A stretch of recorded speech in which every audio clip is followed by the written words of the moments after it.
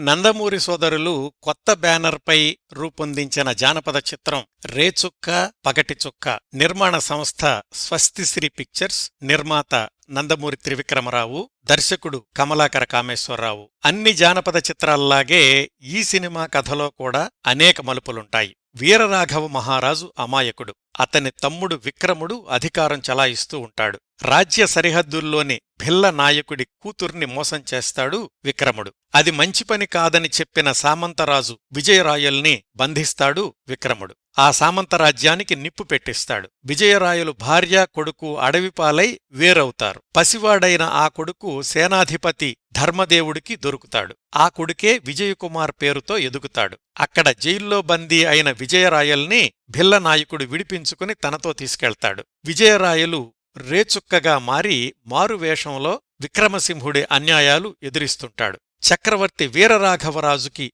పుట్టిన అమ్మాయిని విక్రముడు చంపబోతే ఆ పాపను రక్షించి పెంచి పెద్ద చేస్తాడు రేచుక్క. అంటే రాకుమార్తెమో రేచుక్కగా మారిన సామంతరాజు విజయరాయలు వద్ద పెరిగింది. విజయరాయలు కొడుకేమో విజయకుమార్గా సేనాధిపతి దగ్గర పెరిగాడు. వీళ్లు కాక విక్రముడి కొడుకు ఉత్తమకుమార్ కూడా పెరిగి పెద్దవాడయ్యాడు. విజయదశమి వేడుకల్లో విజయకుమార్ ఉత్తమకుమార్ని ఓడిస్తాడు. విక్రముడు విజయకుమార్ని చేరదీస్తాడు. రేచుక్కను బంధించి తీసుకురమ్మని విజయకుమార్ని పంపుతాడు. రేచుక్క అంటే ఎవరో కాదు, విజయకుమార్ తండ్రే. కాని ఆ విషయం అతడికి తెలీదు. విజయకుమార్ పగటిచుక్క అనే పేరుతో రేచుక్క అన్వేషణలో పడతాడు. ఇక్కడ్నుంచి సినిమా మరిన్ని మలుపులు తిరుగుతుంది. చివరికి ఈ పగటిచుక్క అనే పేరుతో ఉన్న విజయకుమార్ తన తల్లిదండ్రుల విషయం ఎలా తెలుసుకుంటాడు, విక్రమసింహుడి మీద ఎలా విజయం సాధిస్తాడు, రాకుమార్తెను ఎలా పెళ్లి చేసుకుంటాడు అనేది మిగతా కథ. ఈ సినిమాకి మాటలు పాటలు రాసింది సముద్రాల జూనియర్, సంగీతం టీవీ రాజు. ఈ సినిమాలోని పాటల్లో కాదా అవునా ఏదని మీరు వాదులో ఉన్నారనుకుంటా అనే పాట సూపర్ హిట్ అయ్యింది. ఈ చిత్రంలోని టైటిల్ పాత్రలు రేచుక్క విజయరాయలుగా ఎస్వీఆర్,